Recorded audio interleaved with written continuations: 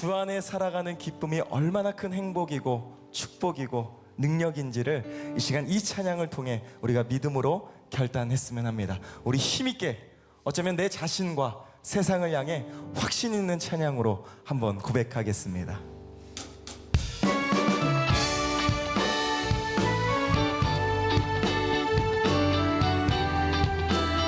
예수를 나의 구주 삼고, 예수를 나의 구주 삼고, 성령과 피로써 거듭나니 이 세상에서 내 영혼이 하늘의 영광 누리도다.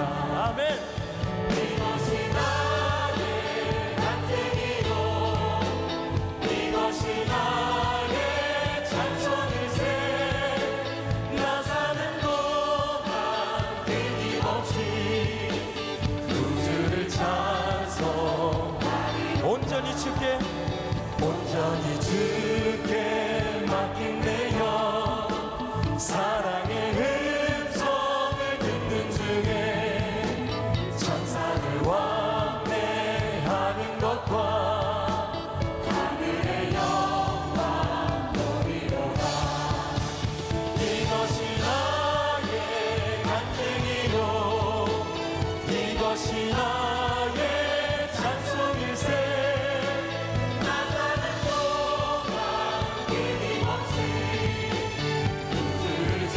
한 번 더 찬양합니다. 이것이 나의, 이것이 나의 간증이요 이것이 나의 찬송일세. 나 사는 동안 끊임없이 구주를 찬송하리로다. 할렐루야. 하나님이 함께 하시면 우리는 반드시 이길 것입니다. 우리 함께 고백합니다. 주 안에, 주 안에 기쁨 누림으로 마음의 풍랑이 잔잔하니 세상과 나는 간 것 없고 주 예수 그리스도만. 아멘. 이것이 나의 간증이요 이것이 나의 찬송일세. 나 사는 동안 끊임없이 구주를 우리 한 번 더 찬양합니다. 이것이 나의, 이것이 나의 간증이요 이것이 나의 찬송일세. 나 사는 동안 끊임없이 구주를 찬송하리. 나 사는 동안, 나 사는 동안 끊임없이 구주를 찬송하리로다. 우리 다시 한번 주님께 감사의 박수 올려드립니다. 우리 더 큰 박수로 주님을 높여드립니다.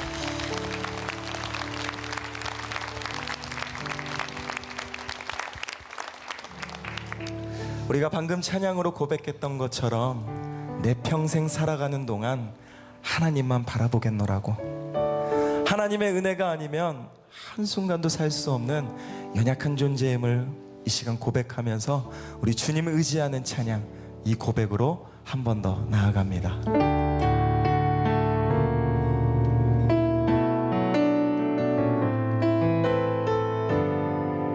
나를 붙드시는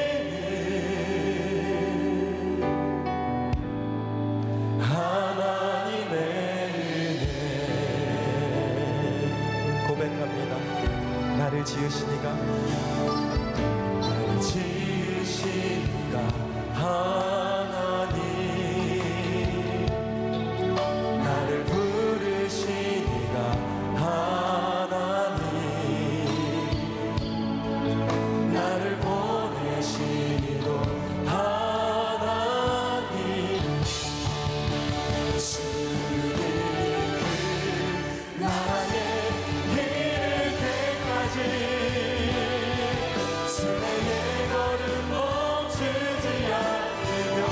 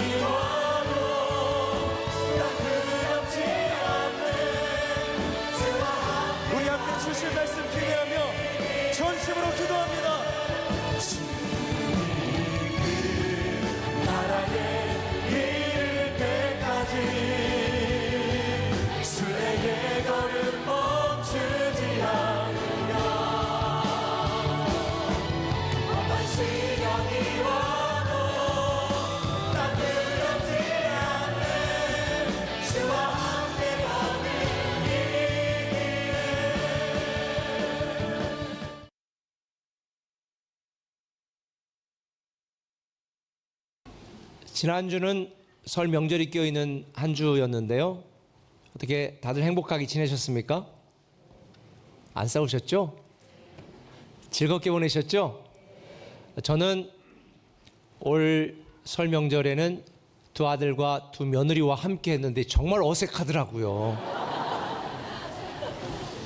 그냥 아들들하고만 또 우리 부모님하고만 있다가 며느리가 둘이 생겨서 함께 이렇게 지내다 보니까 참 어색해가지고 굉장히 적응하느라고 저 나름대로는 참 애썼습니다. 여러 가지 대화들을 나누고 이야기를 하면서 또 보고 싶었던 가족들과 명절을 보내는 것은 참 행복한 일인 것 같습니다. 저는 명절 같이 함께 보내고 그리고 또 며느리들도 다 데리고 산소를 갔습니다. 우리 할아버님에 대해서 이야기하고 또 우리 조상들 또 우리 가족들에 대한 이야기들을 하면서 설명도 하고 그런 시간을 보냈는데 특별히 꼭 1년 전쯤에 1년쯤 됐네요. 1년 전쯤에 저보다 먼저 하나님 나라에 간 우리 막내 동생 목사의 산소 앞에서 또 함께 기도하고 또 함께 또 대화하는 시간을 좀 가졌습니다. 근데 저 혼자 나름대로 또 그 앞에서 생각을 하면서 문득 이런 생각을 했어요. 복이란 게 뭔가? 우리가 잘 먹고 잘 살고 오래 사는 것이 복일까? 이런 질문을 문득 저 혼자 하게 되었습니다. 사실 육신으로 살아가는 대부분의 많은 사람들의 관심은 잘 먹고 잘 살고 잘 입고 오래 사는 것입니다. 그러다 보니까 이런 명절이나 가족들끼리 모였을 때에 오랜만에 본 조카들에게 뭘 질문해요? 너 결혼 언제 하니? 취직은 어떻게 됐어? 이런 이야기들 그냥 물어보잖아요. 근데 앞으로는 절대 이런 질문 하지 마시기 바랍니다. 애들 사이에서 이런 질문하는 분을 뭐라고 말하는 줄 아세요? 꼰대. 그래서 꼰대짓 한다고 그러더라고요. 그래서 저도 그런 말을 잘 안 물어보려고 합니다. 사실 모이면 가족들끼리 모이면 다 먹고 입고 마시고 살아가는 그런 육적인 이야기가 대부분입니다.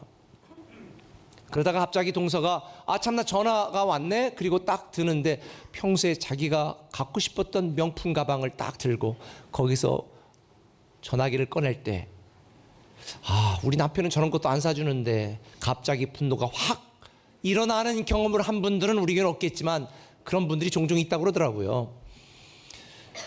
사실 우리가 살아가면서 내가 얼마나 잘 입고 잘 먹고 잘 살아가느냐가 관심사이기 때문에 그런 이야기들을 할 수밖에 없습니다. 그렇다면 복이라는 게 정말 그런 것일까?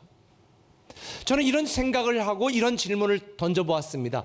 내가 추구하는 축복이 하나님이 나에게 주시고자 하는 축복과 같을까? 여러분 어떻게 생각하세요? 여러분이 지금 추구하고 있는 축복이 하나님이 여러분에게 주고 싶어하는 축복과 같을 거라고 생각하십니까? 저는 또 이런 생각을 해봤습니다. 내가 기대하는 내 인생의 결론이 하나님이 생각하는 결론과 같을까?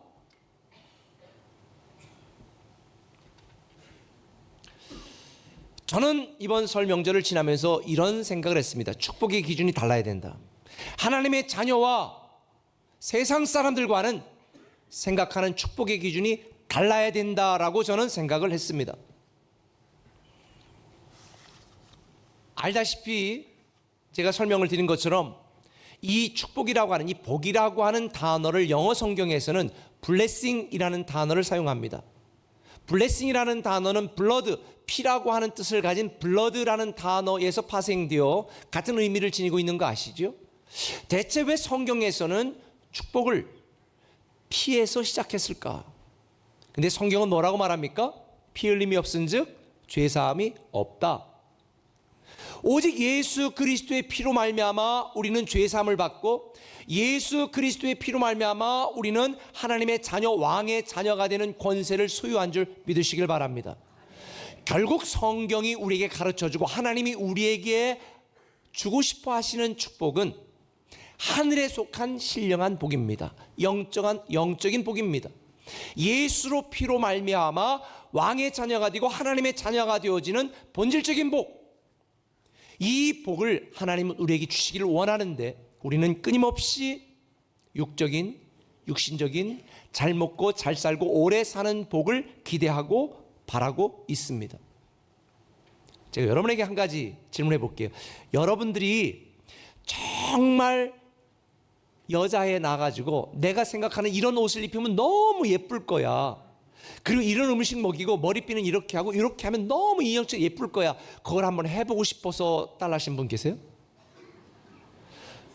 그걸 하고 싶어서 딸난 분은 없을 거예요. 그냥 딸이 생겨서, 딸이 나와서 그 딸을 어떻게 하면 예쁘게 맛있는 거 입히고 그렇게 만들까? 그래서 하지 않겠습니까? 오늘날 성도들이 신앙생활을 마치 이것처럼 이렇게 뒤바뀐 것처럼 신앙생활하는 분들이 있습니다. 마치 내가 이 땅을 살면서 잘 먹고 잘 살고 예쁜 옷 입고 좋은 옷 입고 잘 살기 위하여 내가 하나님의 자녀가 된 것처럼 착각하는 분들이 있습니다.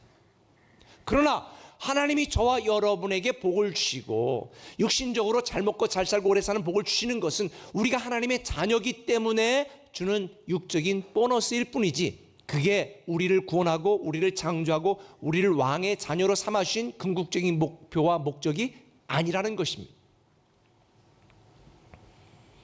그래서 우리는 육신을 입고 있기 때문에 육신으로 살아가는 이 땅의 육신적인 복과 하나님이 우리에게 주시기를 원하시는 새로운 축복, 그 영적인 축복 간의 이 이중적인 복의 개념을 이해하고, 그렇다면 우리가 이 땅에 살지만 하나님이 우리에게 주시고 싶어 하시는 이 축복이 무엇인가, 새로운 미래가 주는 축복이 무엇인가를 이해하고 알아야 될 필요가 있겠다라는 생각을 했습니다. 오늘 본문에 보면 두 종류의 사람들이 등장합니다. 첫 번째 사람들은 부자였습니다. 돈이 많은 사람들이었습니다. 많은 헌금을 했습니다. 사람들에게 인정받았습니다. 칭찬을 받았습니다. 반면에 한 과부가 등장합니다. 아주 조금의 헌금을 드렸습니다. 근데 이걸 보고 있던 예수님께서 이렇게 말씀하십니다. 43절 한번 읽어봅시다. 예수께서 제자들을 불러다가 이르시되 내가 진실로 너에게 이르노니 이 가난한 과부는 헌금함에 넣는 모든 사람보다 많이 넣었도다. 아니, 지금 대부분의 사람들이 갖고 있는 생각과는 전혀 다른 생각을 예수님은 하십니다. 사람들이 갖고 있는, 사람들의 평가와는 정반대의 평가를 하시는 것입니다.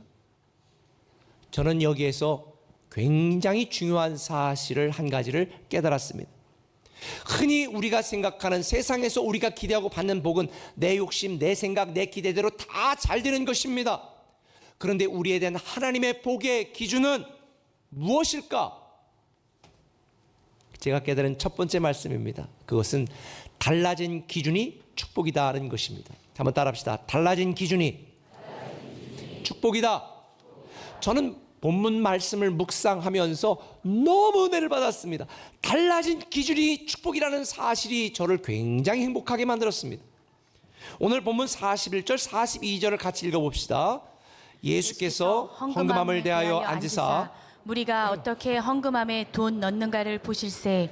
여러 부자는 많이 넣는데 한 가난한 과부는 와서 2렙돈 곧 한 고드란트를 넣는지라. 대부분 한국 교회는 헌금하는 시간을 갖습니다. 헌금은 예배의 필수적인 3대 요소 중에 하나이기 때문에 사실 예배 드리는 사람들은 다 헌금해야 됩니다. 그게 성경적입니다.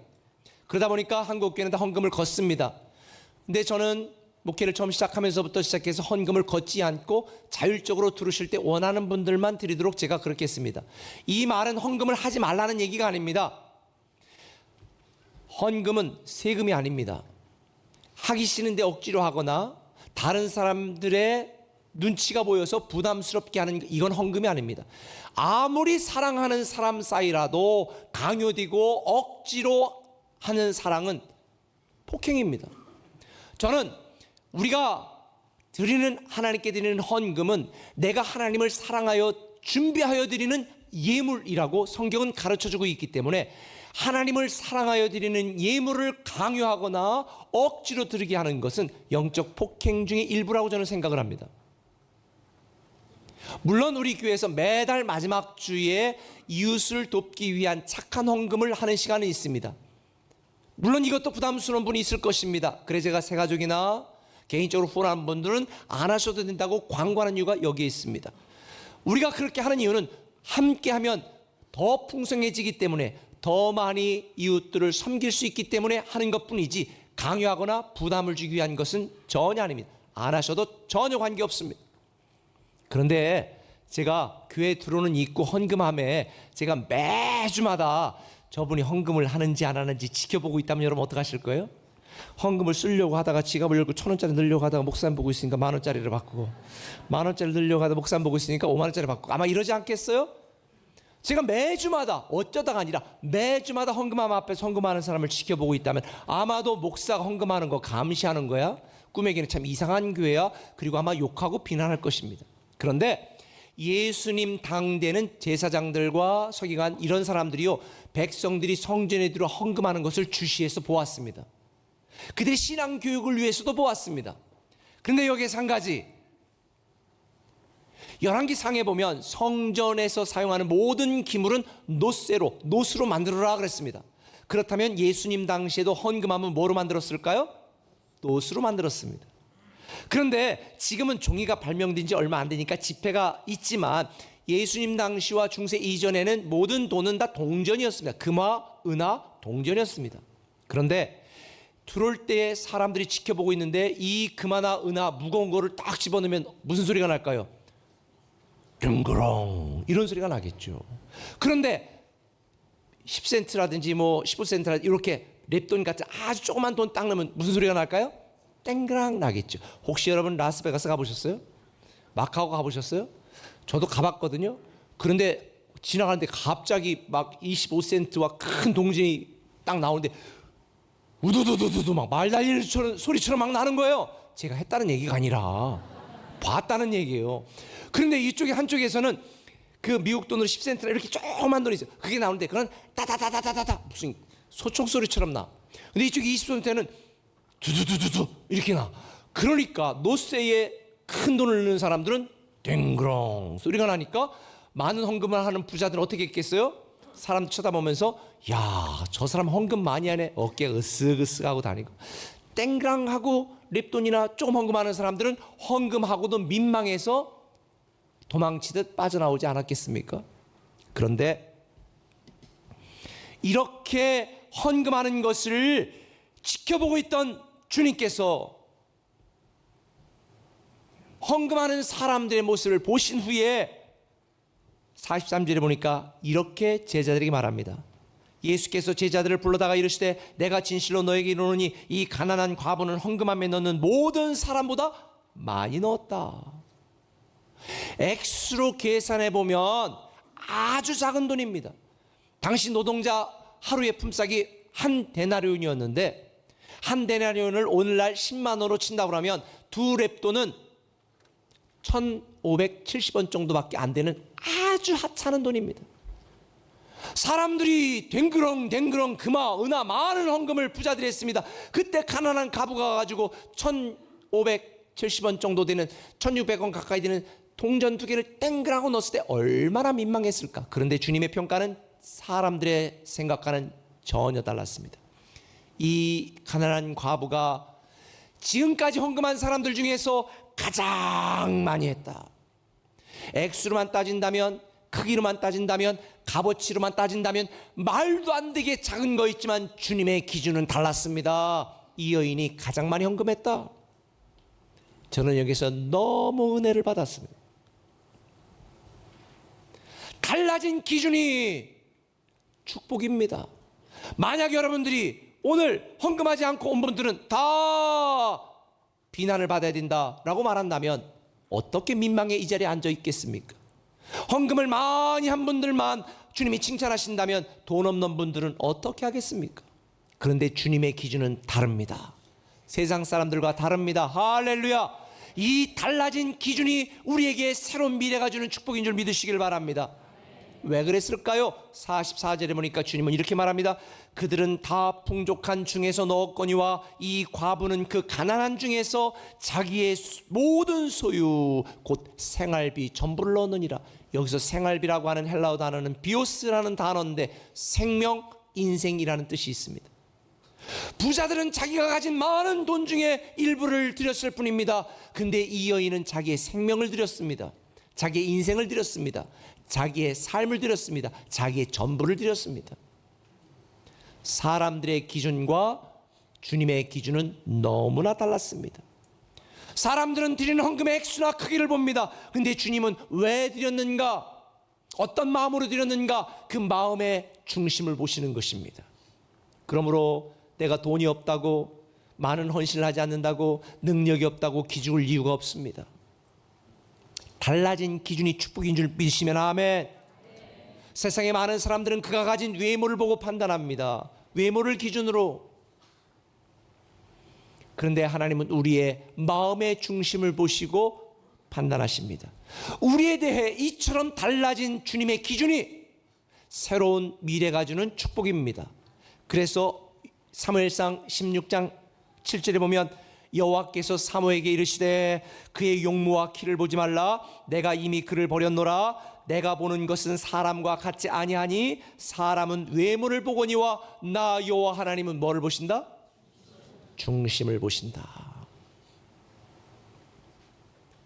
사랑하는 꿈의 가족 여러분, 우리에 대하여 주님의 달라진 기준이 축복인 줄 믿으시길 바랍니다. 세상에 많은 사람들은 학벌이나 직위로 우리를 판단합니다. 그러면 저처럼 좋은 대학을 나오지 못한 사람은 어떡합니까? 높은 직위를 가진 분들은 어떻게 하시겠습니까? 세상의 사람들이 갖고 있는 기준과 주님이 우리를 바라보는 기준과는 전혀 다릅니다. 주님은 우리를 주님과 사랑의 관계로 바라보시는 것입니다.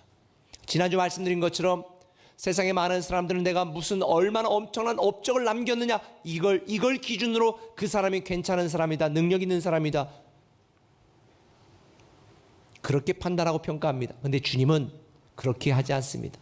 우리와 주님과 어떤 관계를 맺고 있는가, 하나님이 우리에게 어떤 분이고 우리는 하나님께 어떤 존재인가, 이 관계를 갖고 판단하시고 평가하시는 것입니다.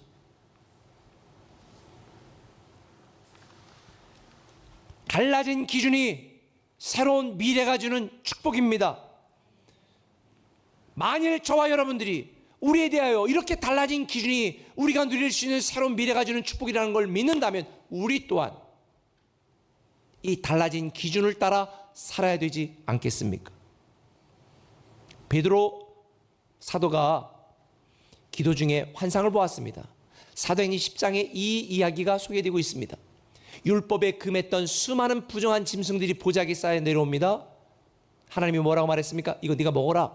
그때 사도행전 10장 14절에 베드로가 이르되 주여 그럴 수 없나이다. 이 주여와 그럴 수 없나이다라는 말이 같이 가면 안 되는 단어인 거 아시죠? 주여 그럴 수 없나이다. 속 띠고 깨끗하지 아니한 것을 내가 결코 먹지 아니하였나이다. 그때 하나님이 뭐라고 말합니다. 15절에 하나님께서 깨끗하다고 하신 것을 내가 속되다고 더럽다고 하지 말라. 율법은 누가 준 겁니까? 하나님이 준 겁니다. 오늘날 많은 사람들이 율법주의에 빠져서 하나님 그러면 안 됩니다, 그렇게 하시면 안 됩니다 라고 말합니다. 자기 기준으로 하나님을 판단합니다. 자기 기준으로 목사를 평가합니다. 자기 기준으로 교회를 비판합니다. 여러분, 달라진 기준이 축복이라면 우리 또한 달라진 주님의 기준을 따라 신앙생활해야 되는 줄 믿으시길 바랍니다. 내 기준으로 살아가는 것이 아니라 하나님의 기준으로 살아가는 것입니다. 결국 베드로는 유대인들에게만 복음을 전했던 율법주의에 빠졌던 자기의 옹졸했던 기준을 버리고 이 환상 이후에 고넬료에게 복음을 증거하면서 이방인들에게도 복음을 증거하는 결정적인 기회가 된 것입니다. 원래 많은 성도들이 잘못된 기준을 적용하며 신앙생활합니다. 그러나 새로운 미래가 주는 축복은 달라진 기준입니다. 우리도 우리의 인생의 기준을 바꿔야 됩니다. 세상 사람들처럼 높은 직이나 많은 재산이나 아름다운 외모가 우리를 평가하는 주님의 기준이 아닙니다. 성경에 보면 다윗이 나옵니다. 인간적으로 보면 많이 실수했고 많은 죄를 졌고 부족한 게 너무 많은 사람이었습니다. 그런데 하나님은 뭐라고 말씀하십니까? 다윗을 보니 내 마음에 합한 자라. 주님의 기준과 사람의 기준은 다릅니다. 여러분이 내 기준을 따라 사는 것이 아니라 하나님의 말씀의 기준을 따라 살아가기를 예수님의 이름으로 축원합니다. 율법주의 신앙을 버리고 은혜 중심의 신앙으로 살아가기를 축원합니다.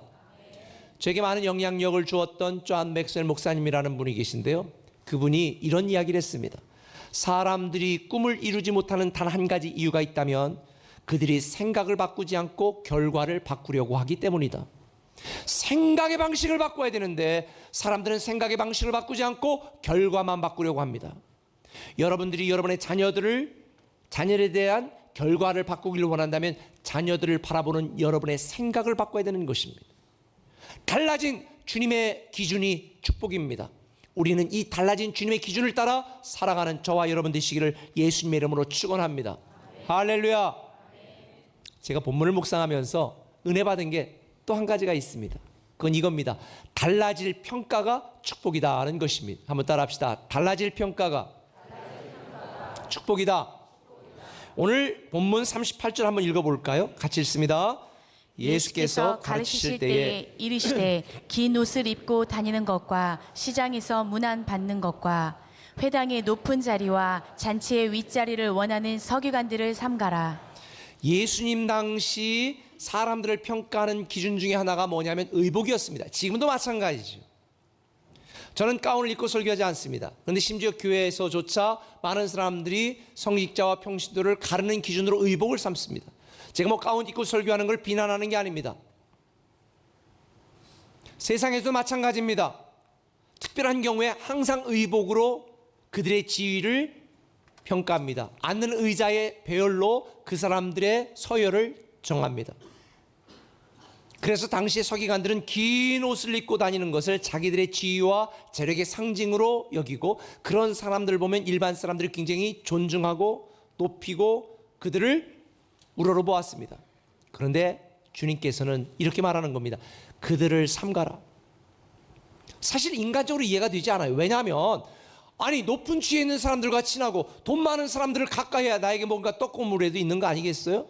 근데 주님은 그런 사람들을 삼가라, 가까이 하지 말라고 말씀하는 겁니다. 왜 그랬을까요? 40절에 보니까 그들은 과부의 가산을 삼키며 외식으로 길게 기도하는 자니 그 받는 판결이 더욱 중하리라. 이 서기관과 바리새인들 중에 어떤 사람들은 가난한 과부를 변호해준다, 가난한 과부를 해서 기도해준다, 가난한 과부들을 도와준다, 이런 명목으로 그들로부터 착취했습니다. 이런 그들의 외식과 위선과 가식을 다 하셨던 주님께서는 그들은 회칠한 무덤이다 라고 말씀하시며 그들과 가까이 하지 말라고 가르쳐 주시는 것입니다. 지금은 이들이 백성의 지도자하고, 지금은 이들이 백성에게 존경을 받고, 지금은 이들이 백성들에게 좋은 평가를 받을지는 모르지만 나중에 그들이 받을 판결, 나중에 하나님이 그들을 평가할 그 평가는 불법을 행하는 자들이다 라는 것이죠. 저는 여기서 이걸 깨달은 거예요. 새로운 미래가 주는 축복은 달라질 평가입니다. 사람의 평가와 하나님의 평가는 전혀 다릅니다. 저는 제 인생의 반을 목사들로 자랐습니다. 그러다 보니까 교인 모두가 저희 어머니나 아버지처럼 목사들이 그러면 안 돼, 모두가 저에게 지시하고 통제하는 사람들이요. 저는 진짜 교인들 없는 세상에 살고 싶었습니다. 그러다 보니까 인생의 반은 늘 사람들이 나를 어떻게 생각할까, 이 평가 때문에 노이로제에 걸릴 지경이었습니다. 그러나 어느 날 목회를 하면서 제가 깨달았습니다. 사람들의 평가와 하나님의 평가는 다르다. 나는 더 이상 사람의 평가에 연연하지 않고 하나님의 평가를 중요하게 여기며 살아야 되겠다. 이 땅에 사람들에게 좋은 평가를 받지 못해도, 훌륭하고 멋지다는 평가를 받지 못해도 하나님이 나를 좋게 평가하시고 아름답게 평가하신다면 저는 성공한 인생을 산 것입니다. 여러분, 지금 여러분들이 세상 사람들에게 좋은 평가, 훌륭한 평가를 받지 못한다고 기죽을 이유가 없어요. 하나님이 여러분을 평가하실 때 정말 수고했다, 애썼다, 내가 세상에서 높은 직위에 없었어도, 내가 많은 재산이 없었어도, 내가 많은 헌금을 드리지 못했어도 견디느라고 버티느라고 수고했다. 그래서 요한계시록에 보면 하나님이 우리를 하나님 만날 하나님 나라 갈 때에 우리의 눈에서 모든 눈물을 씻겨주시고 위로자가 되신다는 말씀이 저에게는 큰 위로가 되었습니다. 달라질 평가가 축복인 줄 믿으시기를 바랍니다. 사실 저를 포함해서 대부분의 사람들은요 다 평범해요. 물론 우리 세종꾸며기에는 많이 배우고 훌륭한 분들도 꽤 계십니다. 그러나 다 그런 건 아닙니다. 뭐 우리가 다 돈이 많은 것도 아니고 다 능력이 많은 것도 아니고 다 뭐 높은 지위에 있는 것도 아닙니다. 다 잘난 것도 아닙니다. 만약 하나님이 내 출신 대학과 내 가진 재산과 내가 낸 헌금과 내가 했던 그 헌신의 크기를 가지고 나를 평가하신다면 아마 절망하고 좌절할 분들이 많을 거예요. 오늘 여러분들이 하나님께 드리는 헌금의 액수를 가지고 이번 한 주간 동안 여러분을 축복하신다면 가슴을 칠 분 많을 거예요. 그럼 이번 일주일 동안 굶어야 되겠다. 아마 그런 분도 꽤 계실 거예요. 그런데 사람의 평가와 하나님의 평가는 다르다는 것입니다. 하나님은 외모로 보시는 것이 아니라 우리의 마음의 중심을 보신다고 말씀하셨습니다. 이걸 모르고 사람들은 자기의 의의를 드러내고 자기의 존재를 증명하려고 얼마나 율법주의, 인본주의로 애쓰고 있습니까? 하나님은 하나님 중심적으로 신본주의로 살아가고 은혜 아니면 살 수 없다는 은혜 중심의 신앙으로 살아가는 사람들을 좋게 평가하시고 아름답게 평가하시고 축복하시는 줄 믿으시면 아멘. 그래서 우리에 대하여 달라질 주님의 평가가 우리가 누릴 수 있는 축복입니다. 할렐루야. 그래서 우리는 세상 사람들처럼 미련한 마음을 가지고 좀 더 모으고 좀 더 출세하고 좀 더 갖고 좀 더 인정받으려고 내가 괜찮은 사람이라고 사람들 앞에 증명하려고 했을 필요가 없다니까요. 하나님에게만 인정받으면 됩니다. 얼마 전에 선풍적인 인기를 끌었던 드라마 보신 분 계시죠? 23.8%의 시청률이 났으니까 아마 여러분들 중에 한 20%는 다 보셨을 거예요. 드라마캐슬. 아니 드라마캐슬이 아니라 스카이캐슬. 스카이캐슬. 우리에게도 뭐 스카이 대학 나오신 분들이 꽤 계신데 스카이캐슬. 이 드라마는 한국 사회 현실을 잘 이야기했다고 하더라고요. 그런데 어떤 사람은 이 드라마보다 사실은 더 심각하다 그러는 거예요. 왜? 1%에 들어가기 위해서 나머지 99%가 1%의 사람들을 좀 살려고 애쓴다는 거예요. 이 스카이캐슬 드라마의 포스터, 소개하는 포스터를 제가 봤는데 여기 이런 말이 쓰여 있습니다. 가장 높은 곳을 향한 그녀들의 이야기가 시작된다. 근데 여러분 이거 아셔야 돼요. 하나님은 여러분이 추구하는 높은 곳에 행복과 기쁨과 가치를 숨겨놓지 않았습니다. 주님은 가장 밑바닥에 가장 낮은 곳에 행복과 보람과 가치와 평안을 숨겨놓으셨습니다. 그래서 여러분들이 정상의 높은 곳에 올라가 봐야 몸 상하고 건강 상하고 스트레스 받고 혈압 올라가고 공허함밖에 없는 거예요. 그렇다고 그런 삶을 추구하지 말라는 게 아니에요. 먹든지 마시든지 주님을 위해서 하는 것은 다 의미가 있습니다. 그러나 나의 자존심, 나의 유익, 나의 명예, 사람들의 평판과 인정을 위하여 어리석게 미련하게 자기 몸 망가져가면서 헛된 열심을 하는 것은 부질없는 짓이라는 거죠. 하나님은 세상에서 성공한 것으로 여러분의 직위로, 여러분의 학벌로 여러분을 평가하지 않습니다. 여러분이 이 땅에 사는 동안 얼마나 하나님을 사랑했고 하나님이 사랑하는 사람을 얼마나 사랑하기 위해 힘썼고 노력했는지 이걸 갖고 평가하시지 우리의 외모와 우리의 화려한 이력과 스펙을 갖고 평가하지 않는다. 그래서 저는 이렇게 우리에 대하여 달라질 평가가 축복이라고 믿습니다. 저는 여러분들이 사람의 평가 때문에 여러분의 인생을 망가뜨리지 말고 하나님의 평가를 두려워하는 마음으로 범사에 감사하며 살아가시기를 예수님의 이름으로 축원합니다. 솔직히 세상 사람들은요 이렇게 제가 말하는 대로 설교하는 대로 생활의 방식을 바꾸고 살아가는 것을 칭찬하지 않아요. 어리석다고 미련하다고 말합니다. 야, 뭘 그렇게 부족하다고 그렇게 무기력한 사람들, 무능한 사람들이나 신을 의지하는 것이다. 죽을 때쯤이나 아플 때쯤이나 이렇게 조롱합니다. 그런데 주님은 사람들의 평가는 달라요. 주님의 생각은 주님을 사랑하는 사람들이 가장 성공한 사람이고 주님을 섬기는 사람들이 가장 행복한 사람으로 인정하는 줄 믿으시길 바랍니다. 여러분이 정말 슬퍼해야 될 것은 내가 원하는 곳에 이르지 못하고 내가 가지고 싶은 것을 갖지 못해 슬퍼하는 것이 아니라 하나님의 마음에 합한 자로 하나님의 기쁨이 되지 못하고 하나님의 영광을 위해 살지 못하고 하나님을 더 사랑하지 못한 것에 대하여 슬퍼하시기를 바랍니다. 정호성 씨가 쓴 내 인생의 용기가 된 한마디라는 책에서 보면 이런 말을 했어요. 3등은 괜찮지만 3류는 안 된다. 3등과 3류에는 분명한 차이가 있습니다. 저는 학교 다닐 때 1등도 자주 했던 사람이고 꼴등도 경험해봤던 사람입니다. 1등의 허무함과 꼴등의 피해를 동시에 다 알고 있는 사람이 저예요. 그런데요, 우리가 최선을 다하지만 1등 못할 수 있어요. 2등, 3등, 4등 아니 꼴등도 할 수 있어요. 기죽지 마세요. 그렇다고 3류 인생이 아닙니다. 3류 인생은 1등을 하지만 자기밖에 모르고 높은 직에 있지만 이기적이고 가질 걸 많이 가졌지만 하나님을 위해 사용하지 못하고 자기 욕심을 위해 살아가는 사람이 3류 인생, 하류 인생이고 비록 내가 원하는 직이나 목표를 이루지 못했다 할지라도 하나님을 사랑하고 하나님의 마음에 합한 자로 살려고 애쓰고 몸부림치는 자, 그런 사람은 인류 인생, 명품 인생인 줄 믿으시길 바랍니다. 3등은 괜찮아요. 그러나 3류는 안 됩니다. 5등도 괜찮아요. 3류는 안 됩니다. 저는 우리 꿈의 교회 모든 성도들이 인류 인생이 되시기를 예수님의 이름으로 축원합니다. 믿음 없는 세상 사람들처럼 방황하지 마세요. 하나님이 주어진 시간에 맡겨진 곳에 하나님의 기쁨, 하나님의 영광을 위하여 최선을 다했다면 우리는 고개 숙이지 말고 당당하게 살아야 됩니다. 3등 해도 괜찮아요. 5등 해도 괜찮아요. 하나님 앞에 최선을 다했다면 우리는 당당하게 살아갈 수 있는 것입니다.